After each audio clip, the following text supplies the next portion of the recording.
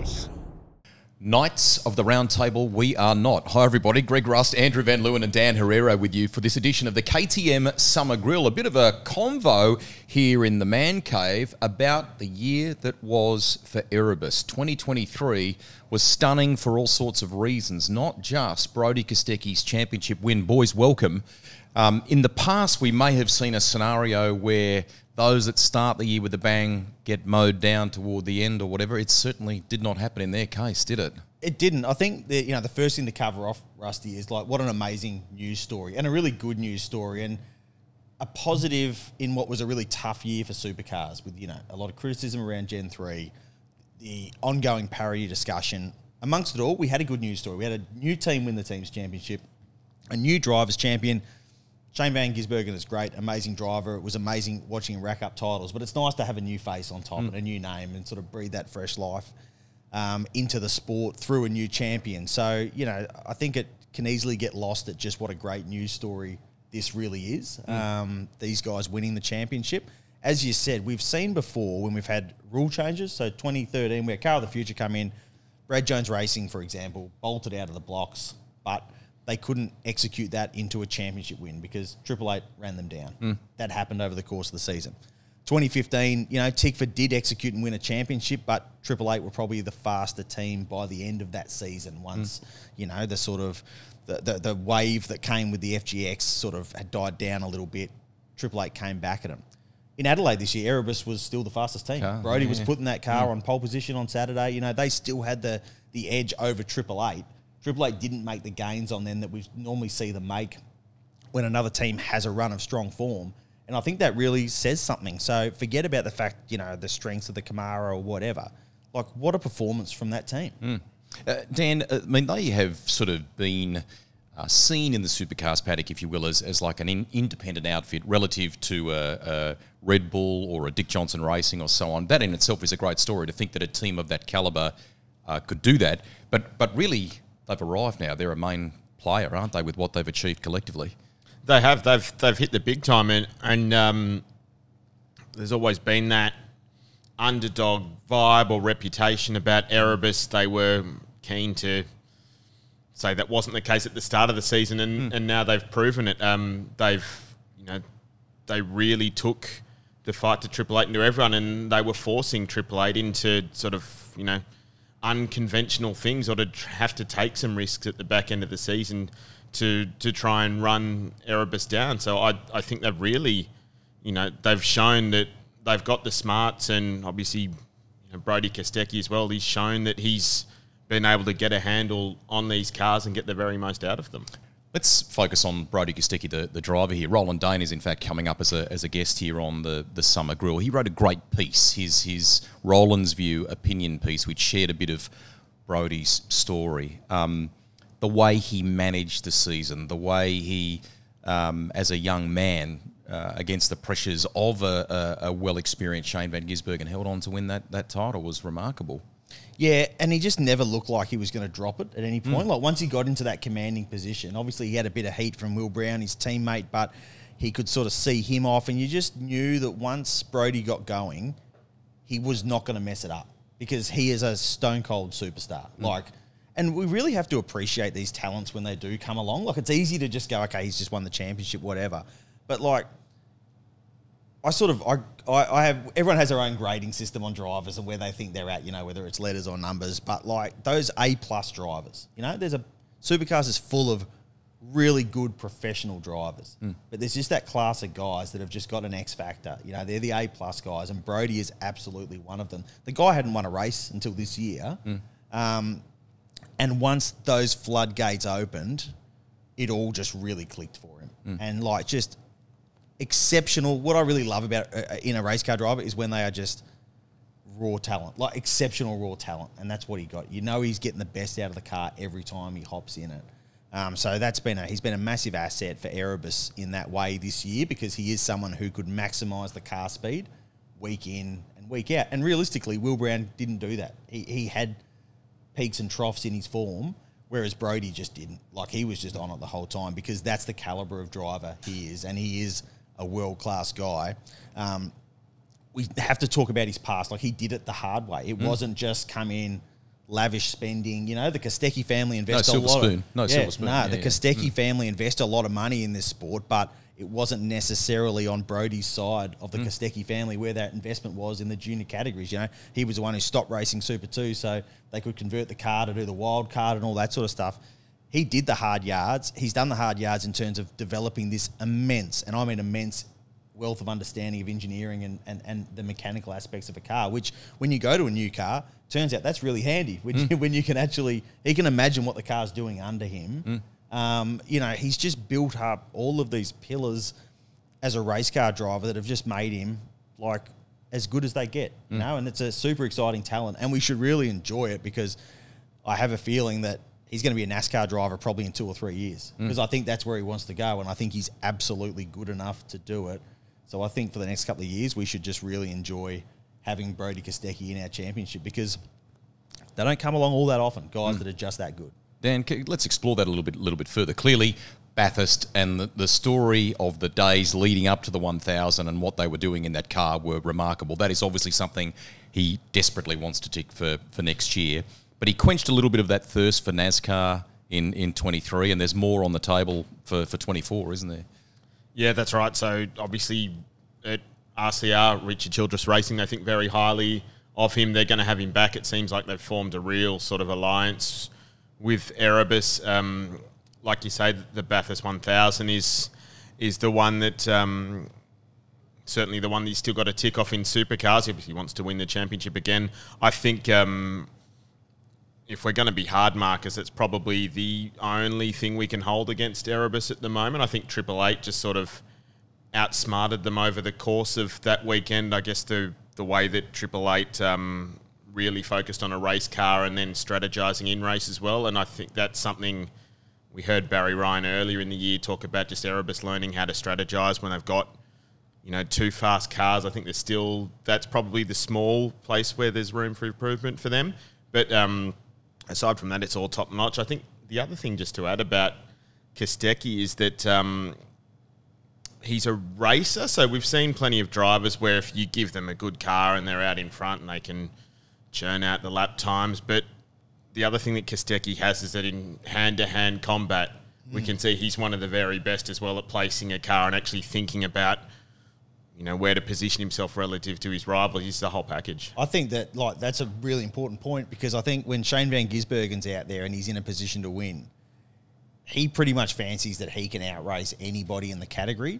But I think Brody's the one guy that he either looks in the mirror or looks out the windscreen and goes, okay, this ain't going to be easy. Like, this is going to be hard to get on top of this bloke. And I think Brody's probably the only guy that Shane would go, yeah, I'm not just going to be able to walk over this bloke. This is going to take a bit of work. In a moment, we'll talk about 2024 for Erebus and what that looks like and their chances of defending the crown and so on. But in the lead up to the KTM Summer Grill series, Andrew spoke with Barry Ryan from the team for the Speed Cafe newscast. Here's a little slice. Speaking of Will, has the sting of that decision that he made subsided a little bit? You've obviously been on this trip with him to the US and stuff. Has sort of time healed the wound a little bit? Because obviously, like you say, it was a raw thing when we got to Tail and Bend. Oh, yeah, it is. Yeah, look, I've just come to peace with it. It's like, it's what he wants to do. You know, he's going to be a Red Bull driver, and if that's his dream as a little kid, well, great. Well, he can fulfill that dream, but we're just going to move on. And, you know, we've got an awesome driver in Jack, and, you know, Brody's already, you know, embraced the change. He wasn't happy about it to start with. Like, there's no hiding behind that, and I don't blame him because they were an awesome team, you know, combination. They worked so well together. So, yeah, it was a big loss for Brody, but I think the same. He's moved on too, and he's like, yeah, I can do this with another driver. He doesn't need Will to do it. So he's probably pushed himself harder than ever. Not that you probably could, but since Will's decision, he's probably put his head down and gone, I'm going to prove to Will that he needs to stay here. So, you know, that's just me saying that, but that's what I've seen in Brody's eyes, that he's just like, I'm going to prove to this guy that he doesn't need to go anywhere else. He could have stayed here. He's clearly been a big part of this, a big influence. What are the areas perhaps behind the scenes that you would that you would polish it or tune it at Erebus based on the 23 year they've had? Yeah, I think like if you sort of read between the lines of what Barry was talking about there, you know, when the decision Will Brown made to leave the team, in any other year, if Will Brown had decided to leave Erebus for 888, you would accept that because he's going there to win races. He's going because he wants the fastest car. In exactly the same way, the team, there was no grudges held when Anton went to Dick Johnson Racing. You know, he was taking Scott McLaughlin's seat effectively. So you aren't going to stop someone doing that. I think what happened this year was different because Will Brown went to a team that wasn't quite as fast as Erebus at the time. And, you know, Erebus is now a race-winning team. So I think, you know, Barry understanding that perhaps there was some elements of the way the team was operating, led by him, that needed to change because the team has to adapt into being a powerhouse team. They've got Coca-Cola as a sponsor. It's a global brand. Like, they are very well commercialised. They're winning races. You know, they're not battlers in the mid-pack anymore. And I think that's quite important recognition from Barry that comes with different responsibilities. And, you know, he wants to create a culture where the drivers want to stay because they got super fast cars and it's a really fun, good team environment. I'm not saying it's not that, but it's interesting that he recognised that perhaps he could play a better, more efficient role in creating the right environment for, you know, turn that team into a proper front-running team in every single aspect. And the other thing I think that, you know, he also referenced in that same chat that, you know, he knows what Brody wants to do. He knows Brody wants to go to NASCAR. He's trying to help him do it. He wants to control that narrative and be part of Brody's journey somewhere else. He doesn't want Brody to go to 888 as well, or to go to Tickford, or to go somewhere else. That's what he really doesn't want. And I think he sort of set that as a challenge now, as a culture thing at Erebus. Like, let's help this guy get to where he wants to get to instead of just focusing on supercars and potentially leaving the door open for him to go to another team. Two-part question to both of you here. Barry clearly has that Larry Perkins-esque thing, and then the polish or the growth that you're talking about doing there. How does he do that, and then keep a bit of that style that we've come to love at the same time? I really hope, you know, I was a big advocate when he got a slap on the wrist for swearing on TV and stuff. And I know TV people in particular sort of came at me and went, you just can't be doing that. And maybe not, but, you know, we've had the conversation on this couch with various guests over the, you know, while we've been filming here. We need personalities. Totally. So he can't lose that entirely. He is Barry. He's a polarising person to people in the paddock, to fans, whatever. That's just what he is. You know, we need people like him in the sport. They're great for the sport. It's what makes the Erebus story different and good. So fantastic, you know. So I hope he finds that balance, and I think he is recognising that, which is a really positive step. But, you know, the one thing he's really got in his corner is Betty. Yes. You know, she trusted... There's been several times now where she's really trusted him to rebuild her team. You know, when they came from the big spending, running the Mercedes, based on the Gold Coast... You know, at the very start of the Erebus story in Supercars, he was the guy that came in and went, right, we're going to go back to basics here. We're going to buy a couple of Walkinshaw Commodores and we're going to go to a little shop in Melbourne and we're just going to become a normal race team. And, you know, that's when David Reynolds arrived, and we look at the relative success they had in terms of, you know, where they were in the pecking order. And then when the relationship between Barry and Reynolds broke down, you know, in 2020, Betty had another decision to make, and it was, who am I going with here? Because they couldn't both stay at the team. And she backed Barry to rebuild her team again at a time when, you know, they lost both Dave and Anton. You know, they lost their star power all in one go. That could have been a really difficult time for the team, but Betty backed Barry, and he went out and he got 2 rookie drivers. And look at them now. Look at where they are now. So... I think that's a really important ally. And just to that point as well, you know, probably one of the absolute best parts about all of this is what an amazing reward for Betty for the investment that she's made in the sport, because she loves it. And she does it for no other reason than the fact that she loves it. And that team is fortunate enough to have the backing to take the risks on young drivers and that sort of stuff, which is important.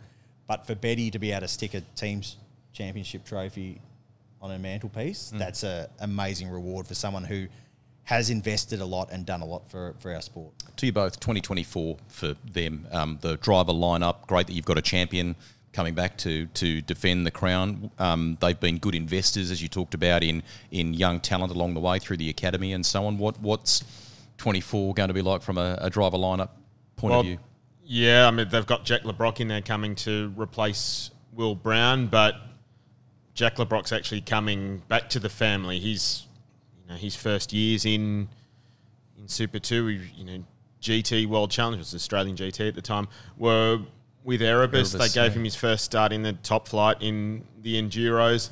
And I think as well, we talk about the evolution of Barry Ryan as a person. I think there's always going to be that sense of siege mentality because that's just how the bloke is wired and it works for him. And I think, Jack LeBrock knows that Erebus environment. So I think that's important as well. That's probably in hindsight a kind of obvious signing in terms of replacing Will Brown. He's a race winner now. He's been off with other teams. Does that help him too, coming back into that environment? Knowing them, but coming back a more perhaps credentialed racer in some respects. I think so, yeah. It will be really interesting to see because obviously he got that race win with MSR at Darwin and he's had some solid results with them. They've really revived his career at MSR. It'd be interesting to see what sort of step he takes now that he's at Erebus because all of the other pieces are there. Big pressure up against Brodie, isn't it? Well, that's the thing, and that is going to be a massive test, and I don't think there's any driver on just pure outright ability that could take... Sorry, there are a few, but that's a big test for Jack, no doubt about that. I think the good thing for Jack is that Brodie doesn't... There's no signs that Brodie is sort of a manipulative teammate. Like, he just... Open book. He just wins. Like, he just goes, either I'm winning, and if I'm not fast enough to win, then you'll win. But he does seem to be very willing to impart the engineering understanding and knowledge he has to both sides of the garage. He never shied away from Will Brown, incredibly credentialed, amazing driver. He never, shied away from that challenge. So I don't think Jack's walking into a situation where he's going to get stitched up and left behind. I think Brodie will see him as a really valuable asset, as a race-winning driver, a proven professional level race car driver. I think Brodie will see him as a massive asset to keep moving the team forward because, obviously the other teams are going to get their head around these Gen 3 cars. If the parity stuff is sorted as we hope it will be, you're suddenly going to have Tickford and DJR and all these other the rise of Grove Racing, all these other guys coming. Like, it's not going to be as easy next year. There's no doubt about that. Brock Feeney's just getting better and better and better. So I think Jack's going to find quite a happy home there because Brodie will go, it's important that we're both having input into keeping these cars as the fast cars. And the other thing, I think that was a great point from Dan about how Barry thrives on that siege mentality. And there's been all this talk about the live pit lane and they finally win the team's championship and they're not going to get that. They're not guaranteed to stay in the number one garage. It might work for them. It might actually be a thing where, if Barry feels under pressure all year, that'll push him and push the team to go, you know what? We're not giving up this garage. We're going to stay here. So I wouldn't be surprised if actually in a weird way that it actually works plays into what makes Barry tick and what can make him such a fierce competitor. This naturally leads us to the finish here, right? So there is that age-old point about winning a title's tough, defending it is even harder. We know they have the people. We know they have the wherewithal. Can they do it in 24? I think so. I think if the car's anywhere near it, Brodie's the sort of guy who's going to get the job done for you. He'll go up against Cam Waters. He'll go up against the best in the business. If they can keep the car in the window, him being a back-to-back champion, very, very feasible. Dan, final thoughts from you if we can here. This is a turning of the page, right? A new era. Brock Feeney, Brodie Kostecki, you've got Ryan Wood, etc., coming through, and Erebus very much being in that youthful phase. It's actually quite an exciting thing to look forward to for next year, isn't it?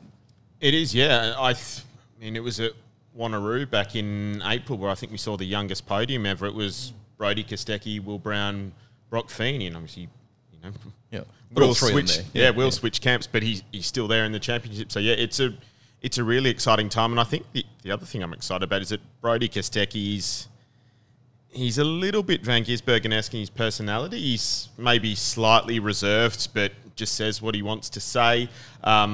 Will Brown's a different character again. I think we've had, TQ describe him as the new Craig Lowndes, can't stop him smiling. But I think that's the other exciting part for me, is that young talent coming through, but also some new personalities coming through as well. I think you mentioned Ryan Wood, so that's really exciting to see as well, and to see them going at it, and hopefully some rivalries developing between those guys as well. Definitely, we'd love to see some of those rivalries. Well done, lads. That's a little look back and a look forward as well on the team to perhaps beat in the 2024 season, having wrapped up the drivers and the team's championships in Supercars last year. Erebus. That is it for this edition of the KTM Summer Grill. Tune in tomorrow morning, speedcafe.com, to see who our next guest is.